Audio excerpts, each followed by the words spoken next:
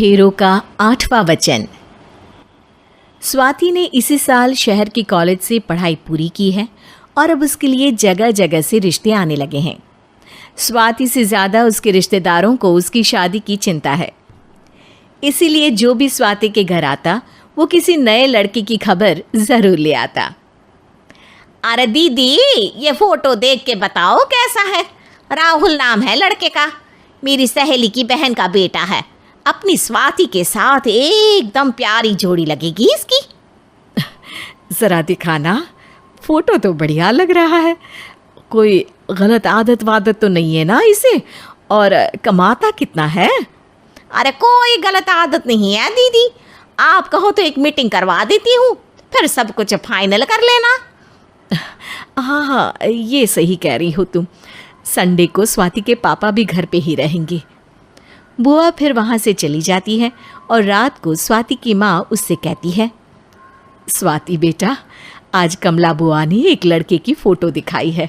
Sunday को वो लोग मिलने आ रहे हैं, तैयार हो ना तुम बेटा? अरे मम्मी, आप कहाँ कमला बुआ के चक्कर में आ जाती हो? अभी इतनी जल्दी कोई शादी वादी नहीं करनी है मुझे। अरे बेटा, अच्छा लड़का है, बुआ जानती है उसे अच्छे से। हाँ स्वाति बेटा, एक बार मिल तो लो, बाद में देखेंगे आगे क्या करना है। वैसे तो कमला रिश्ता लाई है तो मना करने का तो कोई सवाल ही नहीं उठता। संडे की सुबह होती है और कमला बुआ राहुल और उसके मम्मी पापा को लेकर स्वाति के घर आती है। अरे आइए आइए भाभी, इसे अपना ही घर समझिए।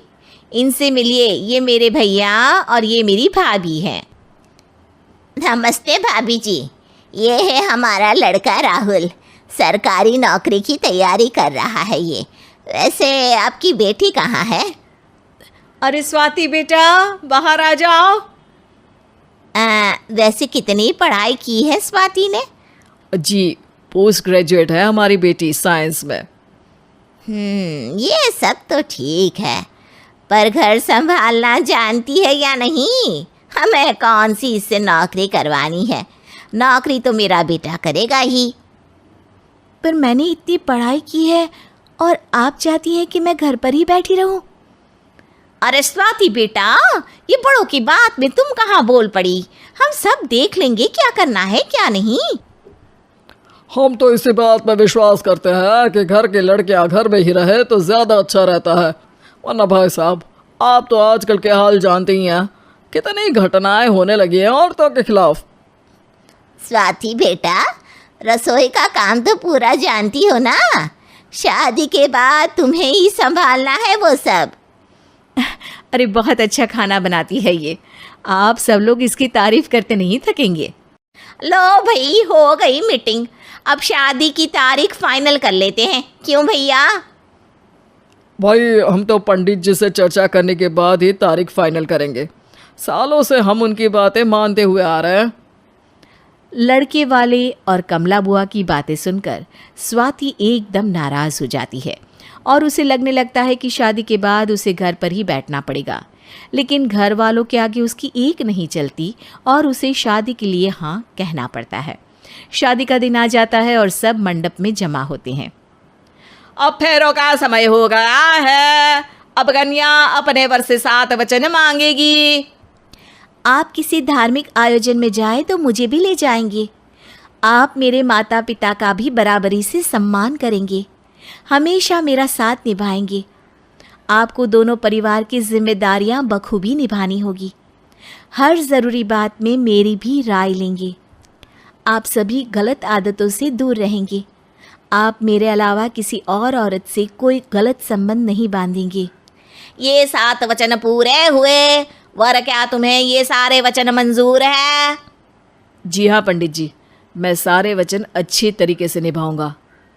अरे वाह वाह, बढ़िया तरीके से सब काम संपन्न हो गया। तो इसी के साथ विवाह संपन्न हुआ और आज से ये दोनों पति पत्नी हुए। 1 मिनट पंडित जी, अभी एक वचन लेना बाकी है। अब कौन सा वचन है बेटा? मैं अब हमेशा के लिए किसी दूसरे घर में जाने वाली हूँ, तो पति के अलावा मैं अपने सास ससुर से भी एक वचन लेना चाहूँगी। अब कहो बेटी। मैं ये चाहती हूँ कि मुझ पर किसी बात की कोई पाबंदी नहीं लगाई जाएगी। मुझे सब कुछ करने की आज़ादी होगी और मैं भी विश्वास दिलाती हूँ कि मैं एक अच्छी बहू बन के दिखाऊंगी। स्वाति की बात सुनकर उसके सास ससुर एकदम चौंक जाते हैं और कुछ बोल नहीं पाते कि उतने में कमला बुआ बोल पड़ती है। अरे बेटा, ये भी कोई कहने की बात है? रानी बन के रहोगी तुम तो।